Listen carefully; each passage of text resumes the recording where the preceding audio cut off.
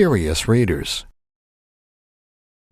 Next, on Book TV's Afterwards, 60 Minutes correspondent Scott Pelley discusses major news events he's covered as a reporter and offers his thoughts on a free press. He's interviewed by CNN political analyst David Gregory. Afterwards is a weekly interview program with relevant guest hosts interviewing top nonfiction authors about their latest work. Scott, it's great to see you. Congratulations on this book. Well, thank you very much, David. Great to be with you.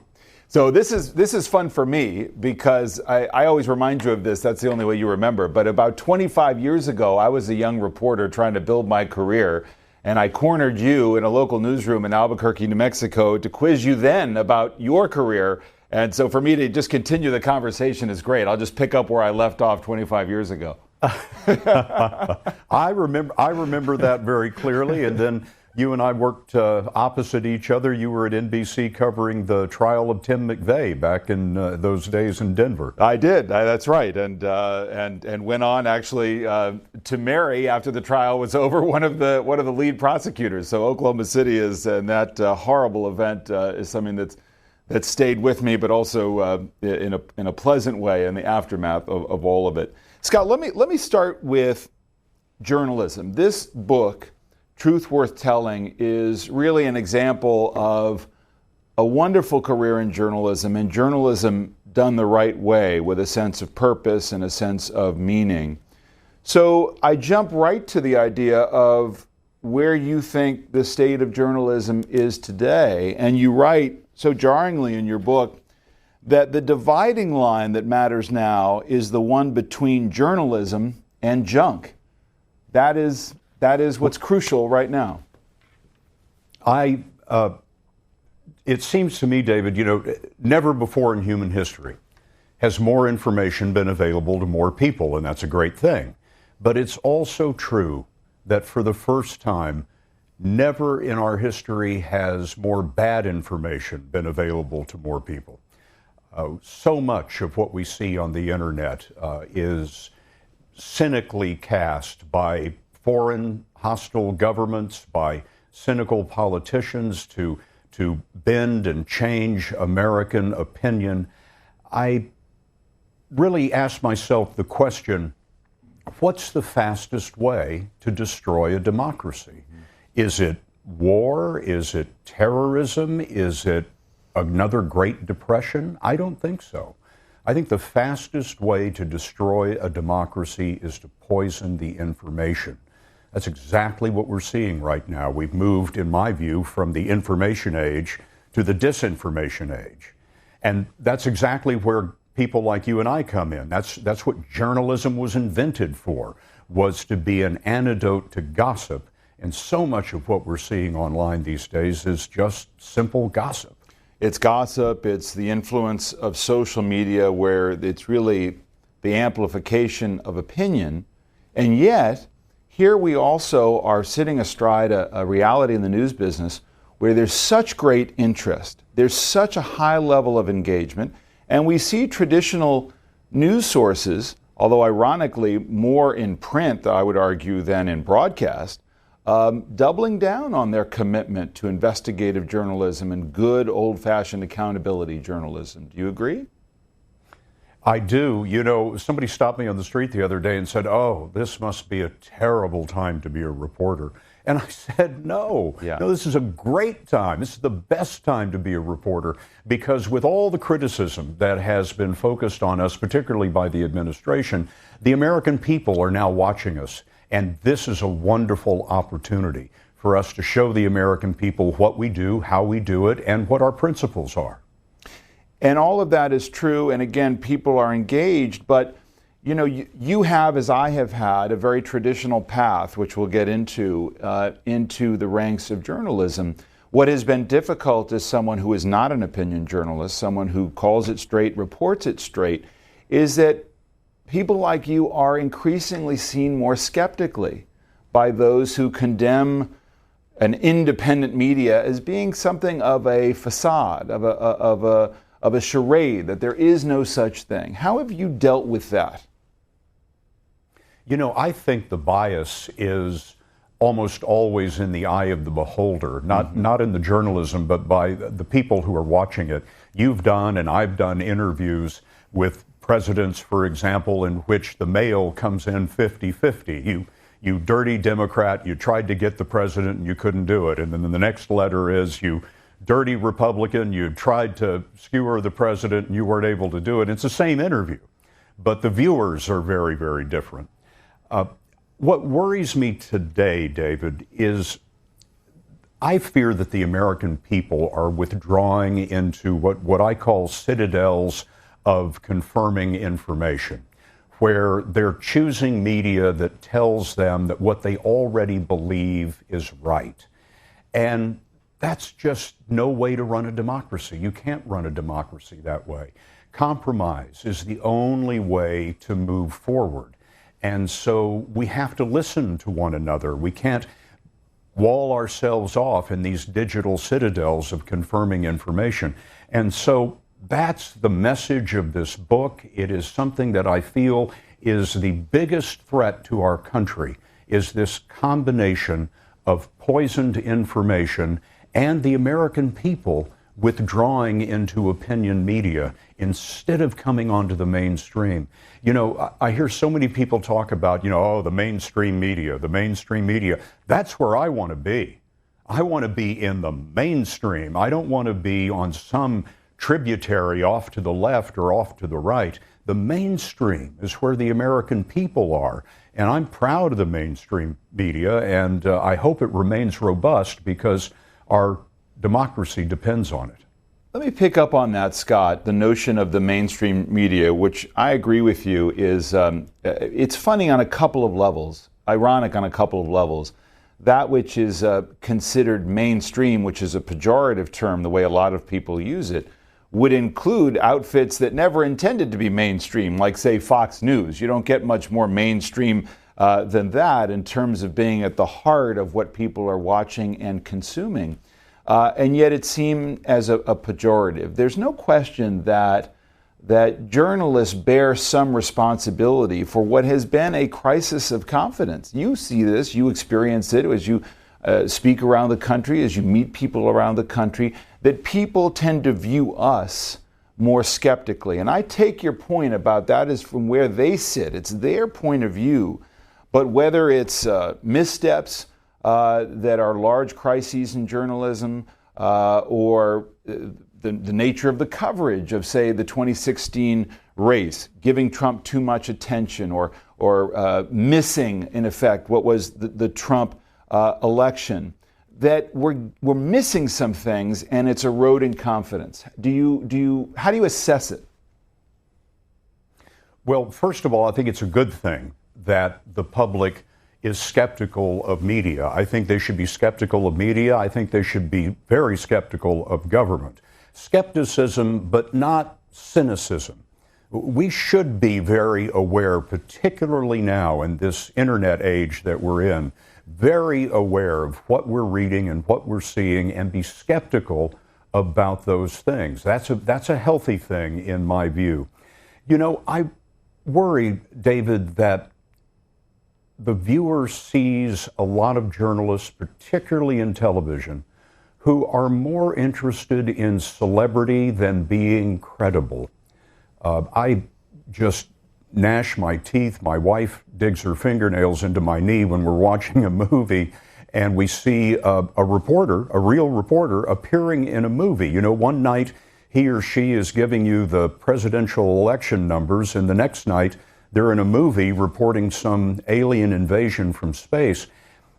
I worry a great deal about that, actually, because no audience member is going to confuse which is real and which is fake. That's not the point. The point is, what is that reporter's motivation? Are they more interested in being a celebrity than credible? And if so, what are they willing to do in order to be a celebrity? I worry about that. Journalism is public service, as you well know, and it also has nothing whatever to do with being popular. If you're doing journalism correctly, you're more likely to be unpopular because you're telling people unpopular truths, but the truth nonetheless. So I think there have been many factors that have eroded confidence in the media. But consider this, James Madison in 1800 wrote that freedom of the press is the right that guarantees all the others. Madison believed, and he put freedom of the press in the First Amendment, he believed that if all of us, he used the word press in an expansive way, if all of us could say what we want to say, write what we want to write, read what we want to read, then all of our other rights would be protected. Madison believed that freedom of speech, freedom of the press was just that important. I would argue to you that there is no democracy without journalism, because the people have to have independent, reliable information. The founders gave us the power, right, over the government. Mm-hmm. So the only way we can exercise that power is with information. And so even though the audience has become skeptical of the media, I would like the audience to remember how integral we are to the functioning of the democracy. We both covered the White House. You covered Bill Clinton's second term. I covered all 8 years of President Bush. Gosh, how would you approach covering the White House now? There is a level of toxicity on that beat. And, we were there covering, big issues, war and peace, scandal, but the level of toxicity now is different because we have a president who so disingenuously, but in many ways effectively, dismisses the news media and those journalists covering him as enemies of the people. And what's sadder to me than him saying it is there's a reservoir of people in the country who believe it. Well, there is some sector of the country that does believe that because the president says it. And that's, of course, very, very regrettable because of all the things that I just said about the founders and Madison, and that there just cannot be a democracy without independent, free-flowing information for everyone to use. When I was anchoring the CBS Evening News in the first months of the president's term, I was thinking that he would shift from campaign mode into governing mode and that the falsehoods would stop. Of course, that was naive in that moment. The falsehoods continued right into the first days, weeks, months of his administration.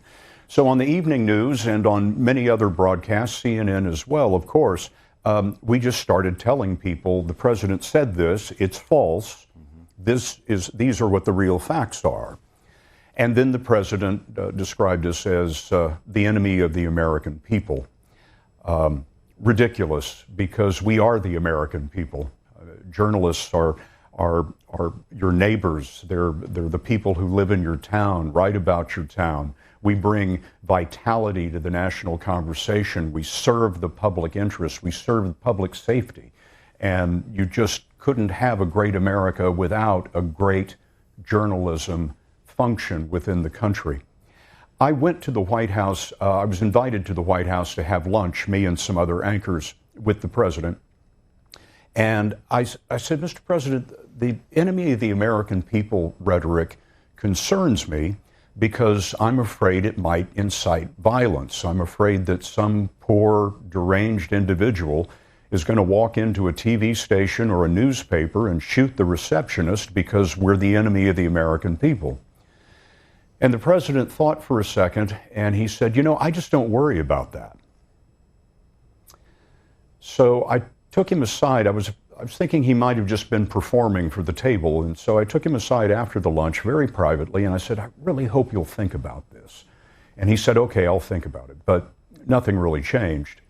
A few weeks ago, I got a call from the FBI, and they were telling me that the bomber who mailed the dozen or so bombs to various people that he felt were enemies of the president had a file on me and my family and my home address. Well, this is exactly what I'm talking about. I'm concerned that all of this, not all of it, but a lot of this political rhetoric on the right and on the left is getting way out of hand.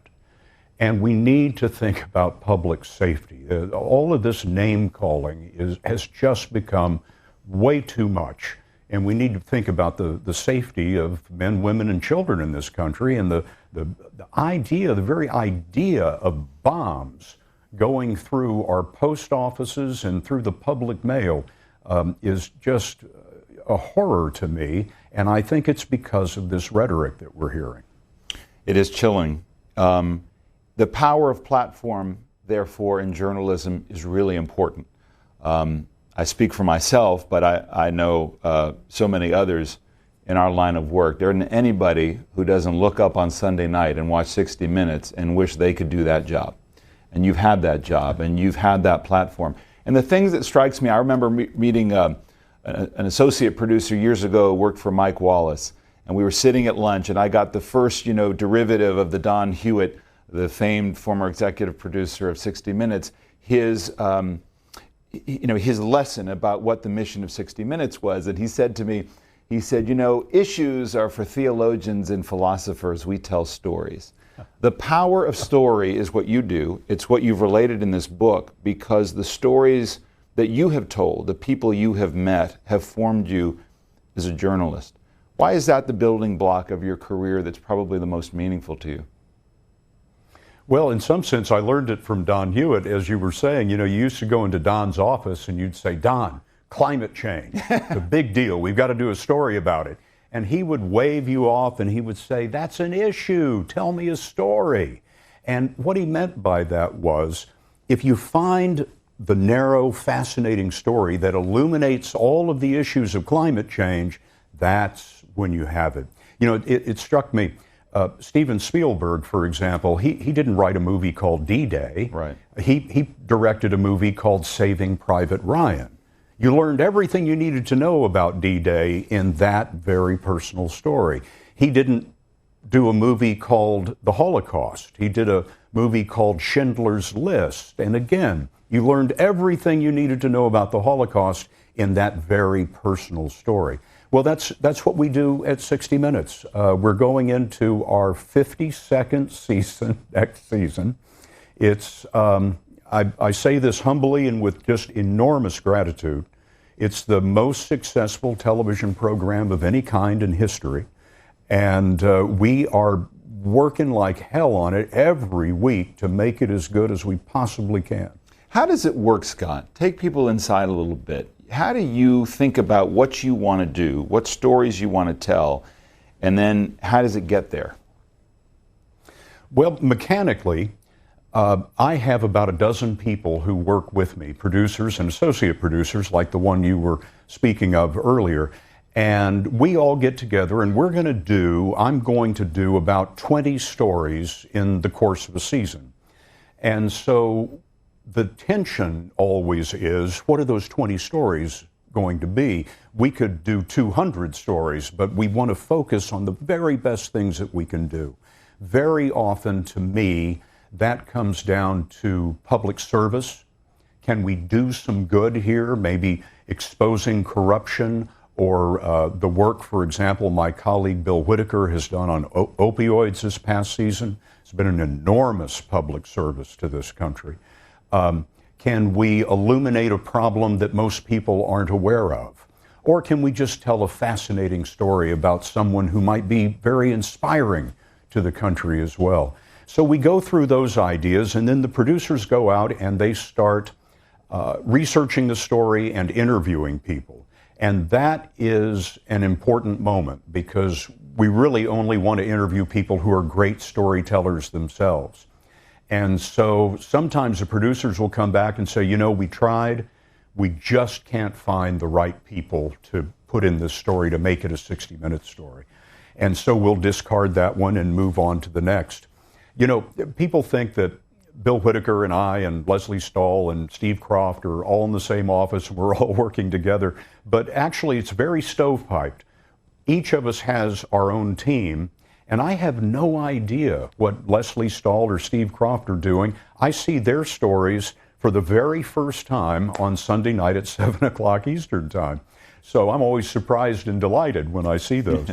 But as you know, David, as I like to tell young people, and I'm constantly telling my staff, they just roll their eyes these days, but I always say there's no such thing as good writing.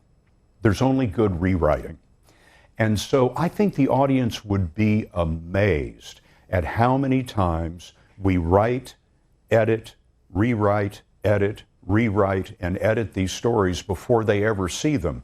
A typical story that we shoot, if it's not on a pressing deadline, we'll go through 12 iterations of it, cut the entire thing, watch it, pick the things that are working well, throw out the bits that aren't working well, rewrite it again and again and again, check the facts again and again and again. I think the audience would be amazed, David, at the fact-checking effort at CNN or at CBS or any of the other major news organizations. We really sweat bullets over these things, and none of this is cavalier, as you well know.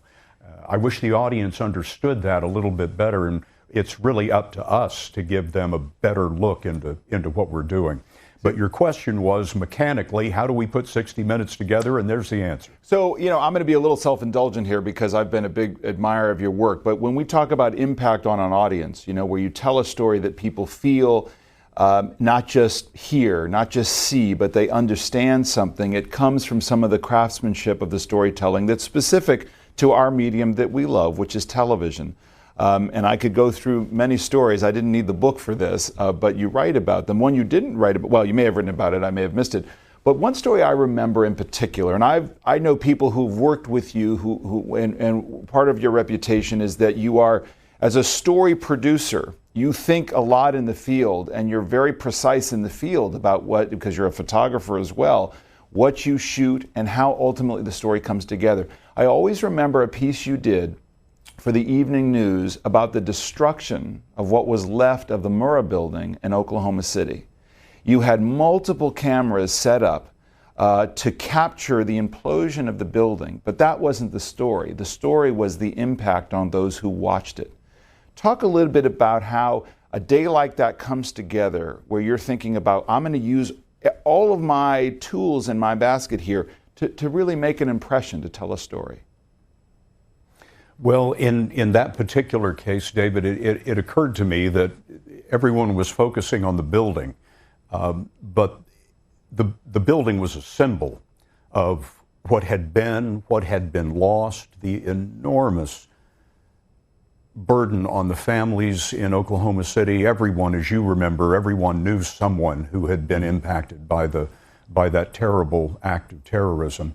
And so I wanted to turn the camera around, if you will, away from the building and search the hearts and minds of the people who were watching the building be destroyed ultimately in that implosion.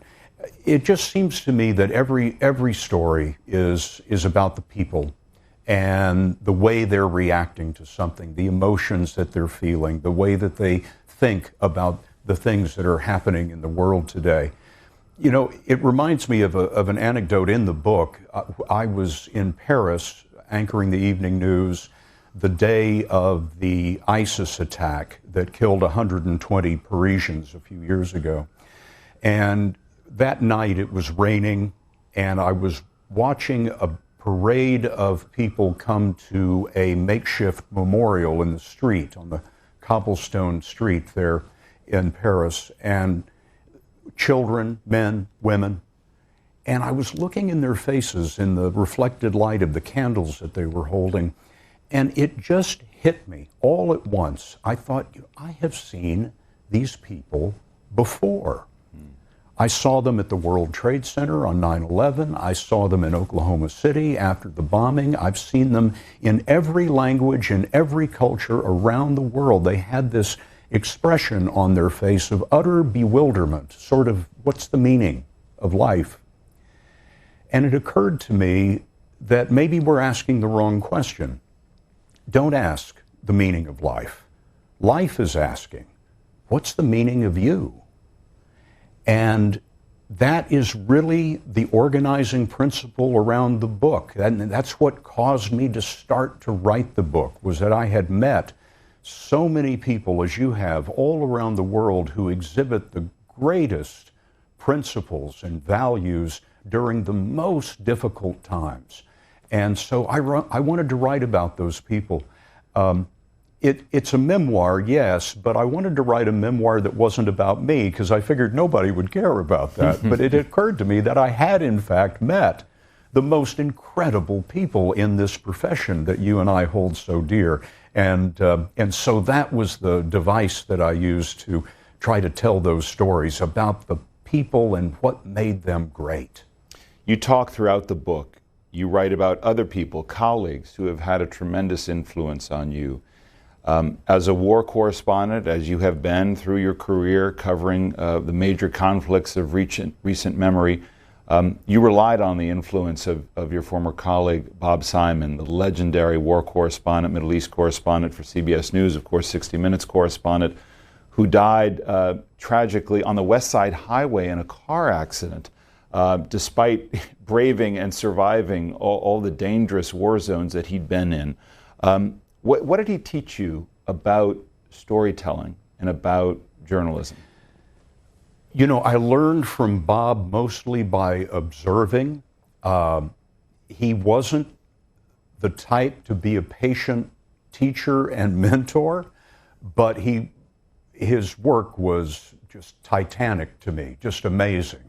And I'll tell you a quick anecdote that I relate in the book. We were in 1991. We had a bureau in Dhahran, Saudi Arabia, and this was in the run-up to the Gulf War.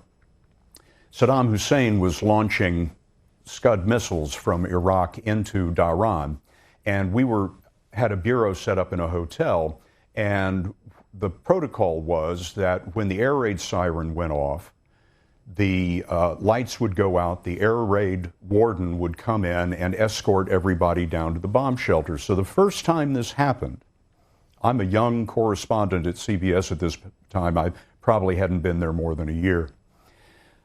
The air raid siren goes off, the lights go out, the warden comes in, we all go down to the basement. So now I'm in the bomb shelter, and I'm looking around, I don't see Bob. Well, I'm worried about Bob. I figure, oh my God, Bob's not in the bomb shelter. So I leave the bomb shelter and go looking for him, and I found him. He's on the roof of the building with a live camera narrating what's happening as the warheads are dropping around. And it just hit me, I guess, like a Scud missile. It just hit me, and I said to myself, that is what a war correspondent does. And I had seen my last bomb shelter. And, you know, it was just that moment. I mean, this is exactly right what Edward R. Murrow did, standing on top of the roof of the BBC, recording the Blitz as the Nazi bombers came over London. Here's Bob Simon doing exactly the same thing. That is what a war correspondent does. Is it hazardous? Of course. Many of our colleagues, friends of ours, both of us, friends of ours, have been killed. But when America goes to war, all of America has to go. And the way that all of America goes to war is through independent reporting by the war correspondent on the battlefield. Indispensable, absolutely indispensable to a democracy at war. And so the risks are great, but when you see your colleagues like Bob Simon taking the risks, you begin to understand what is required of you as a reporter and as a war correspondent. Did you work? The other thing I will say is that, if I may, the other thing I will say is that Bob was just an exquisite writer. I would get transcripts of his scripts so that I could see them on paper, to see the way they were constructed. I learned more about writing from Bob Simon than just about anybody in my career. Well, and this is why I've always been so jealous of 60 Minutes, because you are at a platform where that is still prized, where the craftsmanship is prized. And I know you would uphold those values too on the CBS Evening News, and I enjoyed all of my years reporting for NBC Nightly News. But you and I both know that in the cacophony of the news media space, there is a lot more talking than there is writing. There's a lot more instant commentary than there is craftsmanship. And I know writing in particular from you, from one of the first stories I ever saw when you were at WFAA in Dallas doing a big, where you got a tremendous amount of time, I point out, on the, after a tornado, where you would write with such precision. It's something that Bob Simon did. It's something that Martin Fletcher did for NBC, where they understood the power of images, but of good detail in writing, which is something you impart in the book, which I think is so important for aspiring journalists to read and to think about, whether they're writing as journalists or in any other platform. The last chapter in the book is called To a Young Journalist, in which I try to impart some of this wisdom that I received from Don Hewitt, Bob Simon, and others. And my hope at this part of my career is to be a stepping stone for this next generation of journalists moving forward, and hope to create in them a zest for what we do, a respect for the role of journalism in democracy, and then a real appreciation for the art of what we do, the writing and the photography and the video editing. It is an artwork.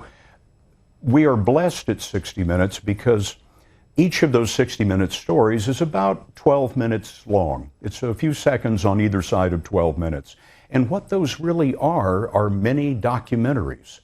So much of what we have to do on the CBS Evening News or on CNN, what have you, is, our stories have to be a minute or 2 minutes or 3 minutes long on the way outside. On 60 Minutes, with those pieces running 12 minutes, that really gives you an opportunity to do some writing and to do something with a little bit of style. And people often ask me, as you did earlier, how has 60 Minutes survived all this time? I think that's one of the answers. I think the audience really appreciates the quality. I would agree with that. You have a great lesson to young people as well, not just aspiring journalists, but it resonates with me because it's what I tried to do. You worked in Dallas. You grew up in Lubbock. You talk about your time as working as a copy boy at 15 years old, and ultimately tried to get in the door at WFAA, which was still is the ABC affiliate in Dallas. What people may not know, that was functionally a network news operation at the time that you were breaking in the 80s. And it wasn't easy to get into the door of an office of the news director, Marty Haig, a legendary figure in our business, who was the news director then. But there was a lesson in persistence about getting into this business that you had to deal with. David, nobody ever wanted to hire me. Not at any level. I took a bulldozer and bashed my way into every place I ever worked. And so Marty didn't want to hire me, and I just kept at him and kept at him. He finally hired me to work 1 day a week, 8 hours a week. And then finally, I just worked so hard at that one little job that they gave me a full-time job there. I'll tell you quickly another anecdote in the book. CBS desperately did not want to hire me. They had heard of my work at WFAA and some work that I'd done with refugees in Guatemala, some stories that I'd done on that subject. And so they invited me to come up to New York and meet Dan Rather and everyone and see if they wanted to make me a correspondent. Well, I had 2 days of visits in the CBS headquarters in New York. I thought it went great. I went back home to Dallas. They never called me back. They didn't even call me to say no. They just didn't call.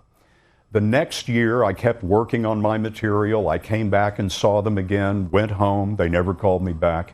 The third year, a friend of mine called from CBS and said, hey, they're hiring 3 new correspondents. Now's your chance. So I called the director of recruitment at CBS and I said, hey, it's Scott Pelley again. I want to know if you might want to look at me as one of those correspondents. And he said, and this is a direct quote, Scott, we know your work, and there's no need for you to apply. And I said, well, have you filled those jobs? And he said, well, no. Why? And I said, I'm coming to see you. I'm going to get on a plane right now. I just need 10 minutes of your time. Now, in the Tom Hanks Hollywood version of the movie, I get the job, but it didn't happen then either. And it was another year. It was 4 years. I was an overnight success after 4 years of trying. And that's the important thing that young people need to know to get all the way back around to your question.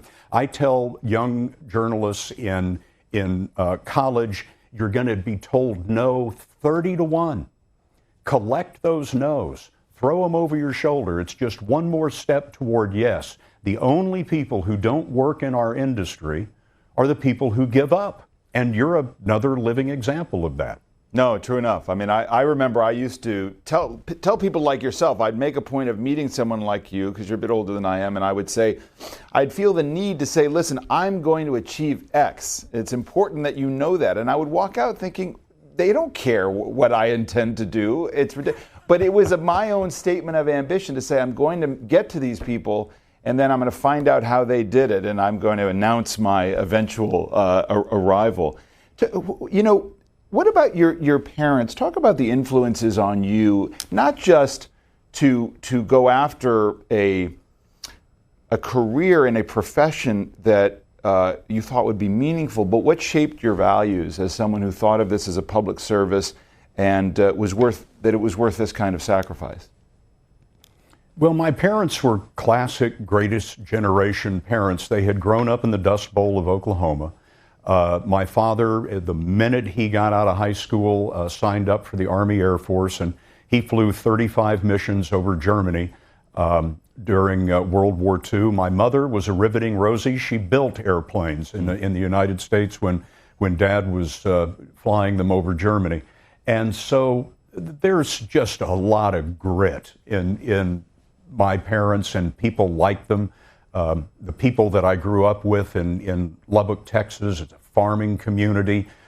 People lived and died by the weather and all kinds of pestilence that would attack the cotton crops on some years, and then other years would be great.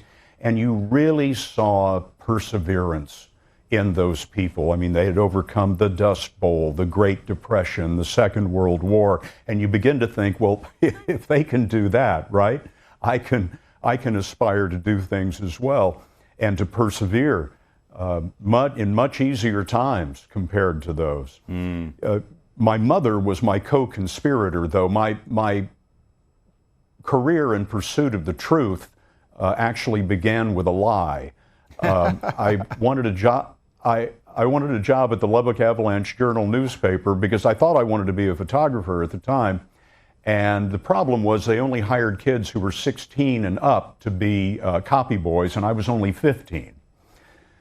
So I lied about my age. I got the job, and my co-conspirator mom would drop me off a couple of blocks from the paper so that nobody could see I didn't have a driver's license. And this may be the first time the Avalanche Journal is hearing about this. I don't know, but that's how it all began. And one day I was working on my high school homework in the wire room back then, and the executive editor came in. I remember I wanted to be a photographer. Executive editor came in and said, "Do you want to be a reporter?" And I said, "Well, I don't know. I never gave it any thought." He said, "Well, do you or don't you?" And I said, "Well, sure, I guess." And he sat me in front of a typewriter, which I had no idea how to operate, and I've been a reporter ever since I was 16 years old. You are a student of history, and there's lots of ways to know this, but one of the ways I know it is, you know, when you cover the White House, that you spend a lot of time traveling, and it's wonderful because you get a chance to connect with your colleagues over long periods of time, trips around the world and around the country. And Ann Compton, the wonderful veteran correspondent of ABC, would say, you know, the thing about Scott is he'd come on these trips and he'd have some major tome of history that he'd be reading, so you're always studying. But you know, also the great thing about being a journalist is that we have this front row seat on history. And two stories stand out. Your coverage of Oklahoma City, of course, you covered the event, but you also covered the trial of Timothy McVeigh, as I did. And I was covering the White House during 9/11. And of course, among other things, you did an amazing hour documentary, or maybe it was two, on the 1 year anniversary of 9/11. And I've been thinking a lot as we come up, you know, next year will be the 25th anniversary of the Oklahoma City bombing, and so many people don't remember it. so many younger Americans don't think about it in its importance because it was displaced by 9/11. But in meaningful ways, both those events taken together changed America, changed our politics, changed journalism in some ways. And as you've been reflective about the response to those events, particularly 9/11, I wonder what you think those changes were and have been in this country. You know, David, so much time has passed, as you just mentioned. It occurred to me recently that it's very likely that we have young troops fighting in Afghanistan today who were not born on 9/11, the reason that we're in Afghanistan. You certainly have a lot of people in the military today, a lot of young people in every walk of life who have read about those events only in history books, which is remarkable to me. I was speaking with someone earlier today, in fact, and we were downtown in Manhattan, and I told him that it was, looking back, it was hard for me to believe that these things had actually happened. That Oklahoma City, as you remember so well, was so monstrous. And then 9/11, I was at the World Trade Center when the buildings came down. And I write in the book, the first chapter in the book is called Gallantry. And it's about what I witnessed with the firefighters of the FDNY as they went charging into those buildings, knowing the risk, against just a chance that they might be able to help someone else. And so everything seemed to have changed in America because of those events. I worry that the country is tilting away from healthy skepticism and into cynicism because of the wars that occurred after the event of 9/11 and the way the Bush administration had not leveled with the American people about why we were getting into Iraq and what the evidence was in Iraq. This is such a wonderful, beautiful country. I love America as you do with all of my heart, and I hope we will be able to move from the cynicism that we see, particularly in Washington today, to move back into an age of optimism for a new American century. These have been difficult times, dark, difficult times, particularly with regard to terrorism and war. And it is my hope that our young people who are coming up today are going to be able to put all of those things behind them and move into a much brighter future. And yet the lessons that you write about and that you covered at the time in great detail in Iraq, in Afghanistan, and then your interview with the former director of the CIA, George Tenet, speaks to an enormous challenge, which is how do governments and how do societies respond to fear when they are afraid. We were afraid after the Oklahoma City bombing in ways that many people don't remember, this attack on the heartland. And what more people remember is how the country felt, the fear that people felt after 9/11. Your interview for 60 Minutes with George Tenet is something you write about powerfully because you wondered whether torture, what they called enhanced interrogation, the response to 9/11 ultimately compromised who we were as Americans. And you write at one point that he was very animated in speaking to you and saying, basically, don't judge us. Don't judge the CIA until you've walked a mile in our shoes. And you wrote, there it was. George Tenet has never, will never acknowledge that the CIA's program was torture, but in that answer was the explanation for why he pressed for the authority to violate the law, the authority which was enhanced authority that he got after the attacks of 9/11 by President Bush. Talk a little bit about that. Well, that Mike Wallace, the great 60 Minutes correspondent, the original 60 Minutes correspondent, did a story immediately after 9/11 that asked the question, would America resort to torture in the war on terror? I was outraged by that story because I thought it was ridiculous. I thought it damaged the credibility of the broadcast. It was such a ridiculous idea. And of course, it was exactly right. The enhanced interrogation techniques were clearly in violation of the U.S. anti-torture statute. One of the things, David, that has been so gratifying about writing this book is that I was eyewitness to many, many events, but in writing the book, I was able to find all kinds of recently declassified documents and that sort of thing that have informed what it was I was seeing with my own eyes. And some of those documents came from the CIA archive that I went through. And there is a letter from CIA attorneys to the Justice Department that says essentially, these are the techniques we want to use. We realize they violate the law, and we would like you, the Justice Department, to tell us in writing in advance that you will not prosecute anyone who uses these techniques on behalf of the CIA. And the Attorney General didn't want to put this down on paper, apparently, but the Attorney General at the time, John Ashcroft, phoned back, and there's a record of that phone call in the CIA archive, and said, you're good to go. You can violate the law.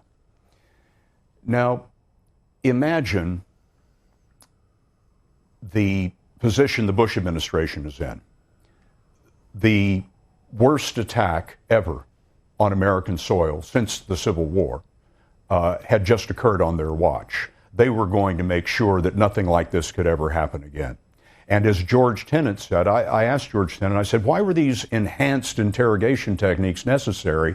And he said, because these are people who will never, ever, ever tell you a thing and would cut your throat the moment they got out of wherever they're being held.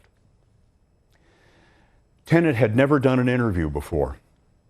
He had seen withering criticism about the days before 9/11, after 9/11, and the lead up to the Iraq War, all of which he was DCI, the Director of Central Intelligence.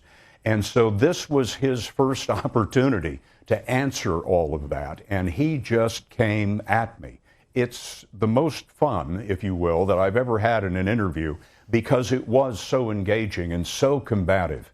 And he kept saying, we do not torture people. We do not torture people. And it was a semantic debate because clearly torture is what we were doing. As Senator John McCain said when he co-sponsored the new anti-torture bill, John McCain told from the well of the Senate, said that we had lost our principles and we had to get back on the side of the angels. If I ask you about sketches and leadership, in a way, your coverage of politics, given your great curiosity and love of being a globetrotter to find stories, to be in a White House briefing room to cover a president is in some ways confining. And you tried to break out of that by almost covering the White House from the outside in. But you write about covering Bill Clinton, a great detail about first having the opportunity to meet at least Mrs. Clinton, Secretary Clinton, during the interview about the Gennifer Flowers scandal. You describe former President Bill Clinton as an earlier version of Donald Trump. Pretty unsparing. Well, that is unsparing, but what I'm talking about there very specifically is his ability and proclivity toward lying. Yeah. In his case, about one specific thing, not about policy, but about his own demons, shall we say, his own personal demons with regard to sexual predation, which became infamous after a certain point in time. So by early Donald Trump, I mean this was somebody who would go to the American people and lie coldly in their face. President Trump has now elevated this into lying about just about everything, including policy. President Clinton was a shrewd politician, one of the brightest people, I think, that we've had in the White House in modern times, because he had a real command of the policies that they were working with and the policies that they wanted to change. You know, was very excited coming out of the Gulf War. It's 1992, the presidential campaign starting to spin up. I'd been assigned to the largely unknown governor of Arkansas, which was okay with me because I was a pretty new correspondent at CBS. And I write about this in the book. I got a phone call before New Hampshire when I was supposed to join up with the Clinton campaign, and the national desk editor said, "You got to go to Little Rock right now. Your guy's dropping out of the race tomorrow." And I said, "You got to be kidding me. My first presidential campaign that I'm going to cover for CBS News, and my guy's done? What happened?" And he said, there's a woman who says she's had an affair with him, so he's out. We need you to go to Little Rock and do a story tomorrow for the Evening News about how he's dropping out of the race. So I went to Little Rock right away. The campaign arranged for me to get on this small private jet with Governor Clinton, and he was flying to Manchester, New Hampshire. It's raining outside, of course, as Hollywood would have it. I'm sitting in the back of the plane. Governor Clinton walks on board, sits down right in front of me in an opposing seat. We are literally knee to knee, but he is looking through his shoes, doesn't look up at me at all, doesn't say a word. Airplane takes off. After a few minutes of dead silence, never acknowledging that I'm sitting right in front of him, I said, "Governor, I'm Scott Pelley with CBS News. I'm going to be covering your campaign." And he looked up from his shoes and he said, "Well, let's hope it lasts a long time."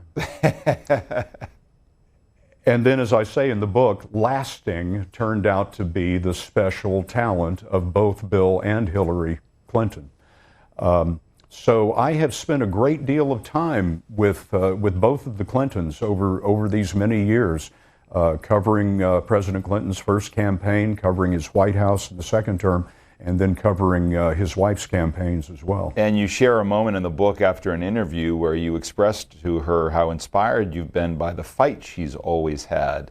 And she said something that to you was kind of revealing, I thought. Absolutely. You know, you have to, you can agree or disagree with her politics and her policy, but you have to admire, as I put it to her on that day, the fight in her. Never, ever, ever give in. Never give up. Almost Churchillian, if you will, in the way that she pursues politics. And after an interview for 60 minutes, just before the Democratic National Convention, when they were introducing Tim Kaine, as the running mate. After the interview, when the cameras stopped and the microphones were cold, I leaned forward and sort of took her hand, and I said, "Madam Secretary, people will agree or disagree about your politics and your policies, but I've always admired the fight in you." And she leaned up into my ear and whispered, almost inaudibly, "If they had left me alone, I probably would have quit by now." Wow. And to me, David, exactly as you said, to me that was very, very revealing, that as long as they were going to punch, she was going to punch back. And that was the kind of fight within her. She credited her mother, actually, with giving her that spirit. So as you look forward, we've all in the journalistic community been stung in our political coverage by the unforeseen and learned to look more skeptically at conventional wisdom. But here we are in the early days of a 2020 campaign that could very well not really be about the future, as President Bush once told me that all campaigns are about the future and not looking backward. How do you handicap what you're seeing out there right now? Well, with the 24 Democrats, you know exactly what's going on here. This is a campaign for campaign contributions. What they're trying to do now is not appeal to the voters so much, but to appeal to Democratic money around the country. In the not too distant future, that money's going to coalesce around 3, 4, 5 candidates, and the rest of the 24 are going to drop away. And then those candidates will proceed into the primaries. But that's what we are seeing right now. There are a lot of candidates, but that's really why there are so many candidates. They're trying to see who becomes the most credible among the Democratic donors. The president going forward, as you know, David, the president's approval rating is almost unique in presidential history in that it moves in such a narrow range, somewhere from the mid-30s, maybe to 40%, never beyond that. No matter what happens, he's always in that very narrow range. Strip the names and the parties off of all of this. If you just looked at the numbers, I would be very worried about that incumbent president because of a popularity rating that is really only ever in the 30s. I noticed something when I was doing the research on the book. I was wondering how many times in American history has a candidate won the popular vote and lost in the Electoral College? And the answer to that question is 5 times. And 3 of the 5 times, the candidate lost after 1 term. The only time the candidate has been successful in losing the popular vote and winning the electoral vote and winning a 2nd term was George W. Bush. So if I look back at history and I look back at that narrow window of approval, I would be worried if I was running the campaign for Donald Trump. Scott, I'll end with this. As you are looking back on your career, which is still flourishing, so there's many stories yet to tell, you do write to young journalists. You care about the future of our profession, both the vocational piece of it and the business piece of it. Do you think that your career, I don't mean to sound maudlin about this, but is your career available to other people? Could if you were starting today, could you do it the same way? Would it be available to you in the same way that you've experienced it? Or has the business changed so much that it'll be fundamentally different? The business has changed so much that it will be fundamentally different in ways that I probably can't appreciate. As you alluded to earlier, when you and I were coming up, there were 3 television networks, as God intended. But, right. Now, on the one hand, I tell young people there have never been more places to work, which is true. I mean, there have never been more jobs in journalism than there are right now, and that is a great thing. What I want to emphasize to young people, and particularly in that last chapter of the book, is that there has been a revolution in media, but it's a revolution in distribution. We don't get the paper thrown on our doorstep anymore. We're reading it on our iPhone. We're streaming the evening news at any time of day that we want. We're watching CNN any time of day that we want. And so that is where the revolution is. The revolution is not in content. Some people make the mistake of thinking, well, the media's changed utterly, so that means all the rules have changed. Not so. In content, we ask, is it right? Is it fair? Is it balanced? It doesn't matter if you're working on a stone tablet or a glass tablet. The rules of content don't change over hundreds and hundreds of years. The audience must have reliable, independent information. It is the only way that a democracy can work. Now, China works without that, but it has an autocratic communist government. Russia works without that, but it has an autocratic government. If you want to live in a dictatorship, you can get away with not having a free press. But in a democracy, if indeed the people rule, they have to have independent information. There's only one way to do that. One of the reasons America is great is because we have the greatest journalism in the world. The book is Truth Worth Telling. Scott Pelley, great to talk to you. Thanks so much. David, so great to be with you. Thank you.